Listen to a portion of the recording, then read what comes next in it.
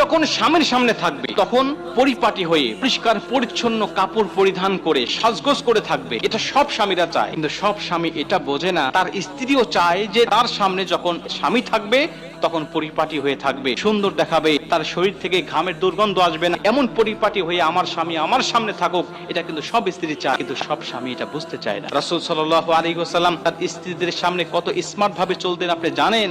আম্মা জান আয়েশা বলছেন, রাসূল সাল্লাল্লাহু আলাইহি ওয়াসাল্লাম বাহিরে যেভাবে সুগন্ধি ব্যবহার করতেন ঘরেও ঠিক একই ভাবে সুগন্ধি ব্যবহার করে চলতেন। অথচ তার শরীর থেকে মিশকে আম্বারের ঘ্রাণ বের হতো, কিন্তু তিনি সুগন্ধি ব্যবহার করতেন। এর কারণে রাসূল সাল্লাল্লাহু আলাইহি ওয়াসাল্লামের কাছে যেতে সর্বসময় আমাদের মন চাইতো। নবীজি সাল্লাল্লাহু আলাইহি ওয়াসাল্লাম পরিষ্কার পরিচ্ছন্ন থাকতেন, পরিষ্কার কাপড় পরিধান করে থাকতেন, যেন সে কখনো স্ত্রীদের কাছে বিরক্তির পাত্র না হয়ে যায়। আম্মা জান আয়েশা রাদিয়াল্লাহু তাআলা আনহা বলছেন, রাসূল সাল্লাল্লাহু আলাইহি ওয়াসাল্লাম আমাদের সামনে সবসময় স্মার্ট ভাবে চলাচল করতেন, তিনি সবসময় হাস্যোজ্জ্বল থাকতেন। আমরা তো স্ত্রীদের সামনে